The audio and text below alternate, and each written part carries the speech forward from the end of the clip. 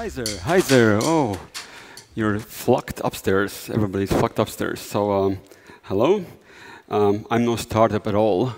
However, I'm a tech company. I'm a big fat telco here. At least I'm growing fatter each day. And here I'm actually to talk about the feelings of big corporations, because the big corporations have feelings too. And they are quite crucial also for the startups and academia to try to cooperate. You have to understand this big and aggressive and rich beast, which is a corporation, which I represent here. The other part, the resurrection of corporations, is because many members of corporations, which I actually see here too, they feel like dead. Like there are these new, beautiful, young, promising startups talking about blockchains and stuff, and we get the corporations only talk about strange stuff like seamless convergence and strange mumble like this, and we are very envy. We have some envy feelings, and therefore we are actually here. Many people from corporations are here, silently listening to you, looking the way you talk, the way you walk, and trying to mimic you, and no ties and stuff. And therefore, there is no end for corporations. The corporations are really good at many things, like surviving and being rich. And therefore, there has to be some combination between love and emotions and understanding of emotions and survival of corporate species. Me, myself, I've been on the both parts of this story. I've been in the corporate world, and I've been in the underworld. I've been on my own. I've been heavily in the telco, before in the fixed line operator here in Latvia. I have been my own boss with my own company for many years in between, and now I'm vice president for a mobile operator here in Latvia. And the first emotion I can compare on these two realities is actually fear. The fear, risks. There are many different kinds of risks. Of course, when I was on my own for many years, the risks were very simple. There was the risks of starving. Will I actually starve? Will I have money? Will I won't have money? And actually, the other emotion is sometimes loneliness, because there's nobody to talk to. And these are some kind of simple kind of fears. The other kind of fears these days, when I'm a member of the management board, is actually of completely different financial magnitude. Because if something goes wrong or sideways or whatever you call, the magnitude of financial troubles is incomparable to whatever risks I have ever had as a private entrepreneur. So. But you know, the fear is simple. It's a very simple emotion. There are many other emotions, and the deeper is the emotion, the harder it is to talk about it, because in the regions of brain where the emotions are being born, there is no text. There is no text. Therefore, it's so hard to talk about the feelings. So because we don't know them, we feel them. And they drive everything we do. Every mathematical thing we do is driven by emotion, some motivation to solve something. So we invited some artists, in this case, one and only Miss Katina Neiburga, to actually take some pictures of us. How do we look like from the inside? Because the outside picture sometimes is just a little bit too shiny, you know, big and successful and rich. But what's on the inside? And that's an interesting experience I will try to share today with you. Here's the first take. That's going to be quite an ambient experience of how do core of a mobile network look like.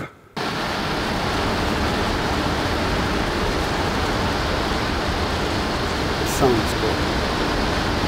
That sounds. That's cool.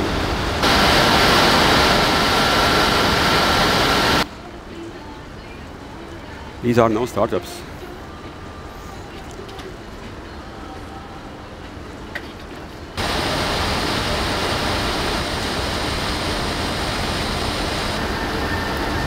These guys were cool way before you were born, and they are still cool.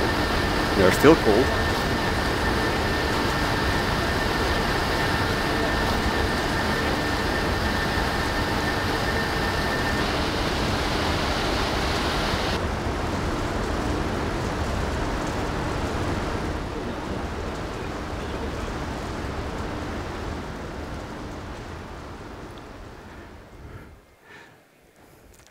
They're still cool for the reason they're actually managing the most loaded Nokia network on the planet. There is no other place on this nice Earth where there will be more loaded base stations on average. It's actually here in Latvia. And these guys and the guys before them, they actually maintain the technological tradition for about 100 years. And that's one of the beauties of corporations, that you can maintain some tradition. And the other thing is that they still keep it working. This same network is still between the top 10 by the quality. And as I just spoke, you of course noticed as I got very arrogant, of course. I was starting to, we are this cool and that cool. And therefore, the other emotion, how normally corporations represent themselves, it looks approximately like this. This, we're so cool. We fly. Because, we are cool. And, but the other thing you learn sometimes, not all of the corporations, but some of the corporations learn, is that scare partners or humiliated customers, or the other way around, it's not profitable, at least in the medium term, nor in the long term, because it kills the partnership, it kills the growth, it's not right. So many big corporations in Europe and USA, they haven't learned this lesson, and they act really strangely. For instance, most of you in your home countries, you still pay for the megabytes, which is a really strange thing. Why would you do this?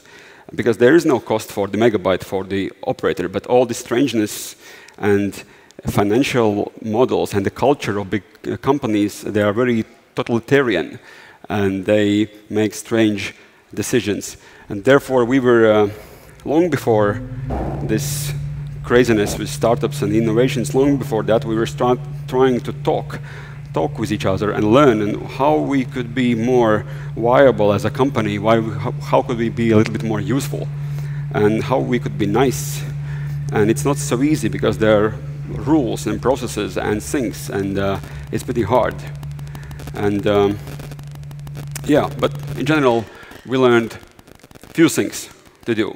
One thing is to reach out, to talk, be nice, and try things. And this is particularly useful in this new time of trying to become friends with startups and academia and innovators. Why it is so particularly for us as a mobile operator? Because the times are changing, and there are different names for it. Some call it Fourth Industrial Revolution, the others call it 5G networks, the Japanese call it Society 5.0, many great names.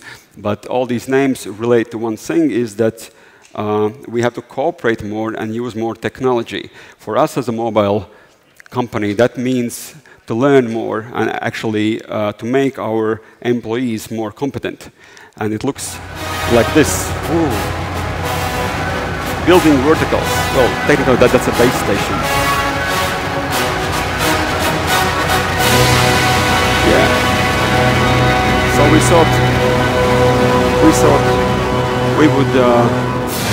we would reach out, and we would tell that we are ready to cooperate. And the first ones to respond, strangely enough, were military, even more corporate than we are. And you don't say no to these guys, because they are very assuring.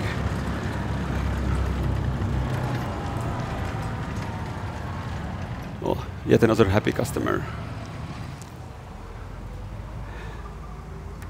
Yeah, so the question was, and it was quite surprisingly not answered very well so far. The question is there an Internet of Battlefield things?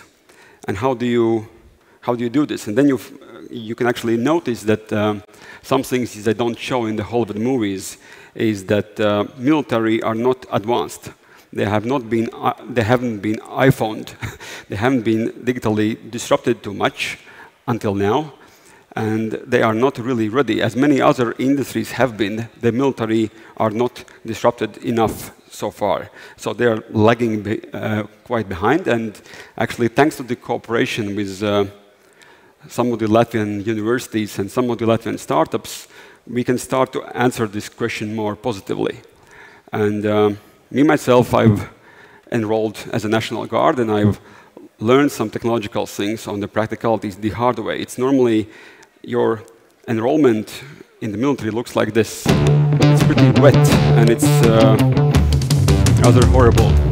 And you are normally mostly tired. You cannot take your iPhone out really much. Then you march, and then there's a 5G in the back. Well, but really, the thing is that the whole point is that every military person carries a smartphone with him, and all the experience, the actual experience from the actual battlefields these days in the Ukraine and other places actually show that all the actual battlefronts use these smart technologies. So we have to help them out. We have to help them out to actually to catch up, because we know, being here in the Baltics and in the Nordics, we know where the Mordor is. And of course, we feel we are more like people of Gondor here, so we have to really be focused. So, and as you go on, these things start to grow. There are more companies coming in, more startups, more universities, and you actually start to evolve this one vertical. And it started from the smartphones and from the smart technology. It evolves into the drones. It evolves into smart sensing. And artificial intelligence, and finding bad people in the woods. And as you go up in the sky, of course, there are other people coming around. So because if military is not cool enough, so then there are space people. And for instance, we once met one really crazy people from Latvian, so to speak, countryside. And they have a crazy idea that they should, or they would, go 100 kilometers into the space on their own, which seems probably simple to you, but there are not so many countries on the planet that have actually accomplished this task.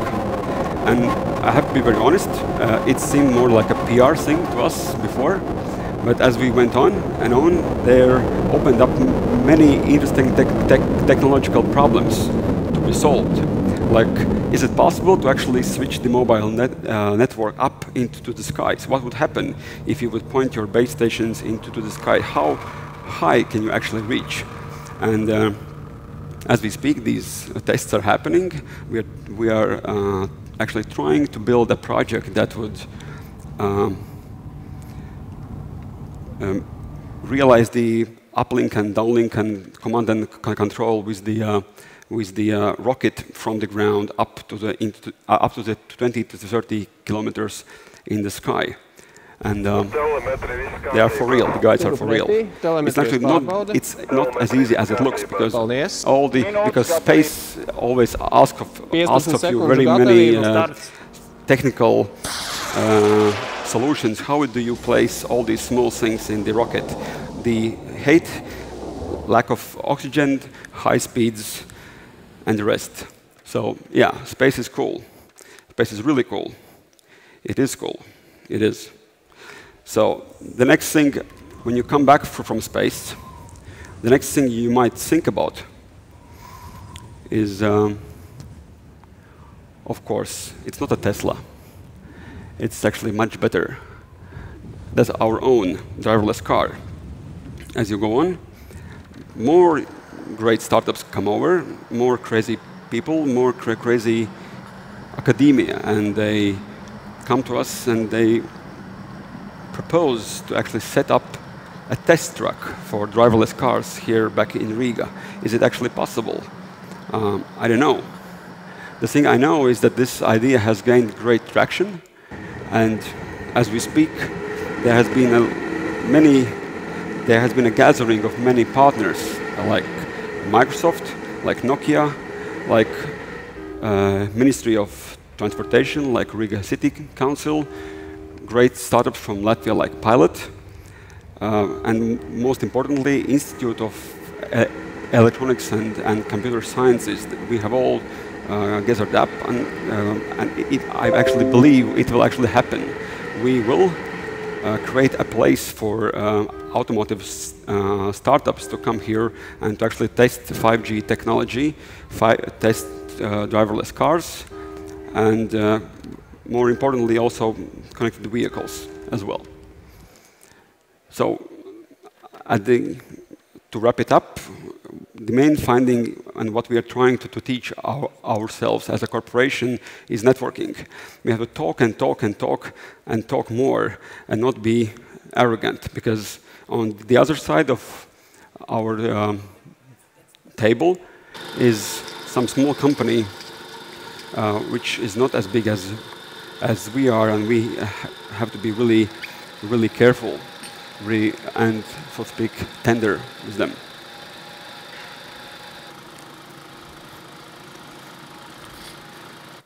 Therefore, to conclude this all, the main emotion we have to translate and actually gather is actually some love. And here, at the end of it, this is my team. This is the team that has been working with all these startups and universities. And we have the upcoming next task. We have devised the idea that we would actually go to the exports and go to other countries and try to actually sell these solutions which we have developed together with our startups and academia. So I believe this is going to be a really, really great fun. You can actually meet them out there behind the stage. All right? So thank you.